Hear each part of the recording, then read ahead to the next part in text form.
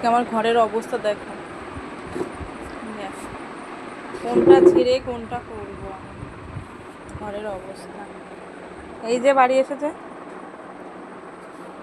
এসেছে হাতে একটা কাজ করবে না। আমি জামা কাপড় গুছাবো, বিছানা গুছাবো, কি করবো জানি না। এই যে আমার ঘর গুছানো কমপ্লিট। তোমরাই বলো আমার ঘর কেমনভাবে গুছিয়েছি।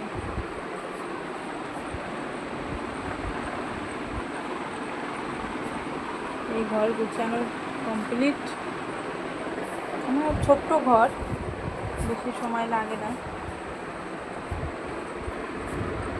আমার ছোট্ট ঘর কিন্তু সোনার সংসার।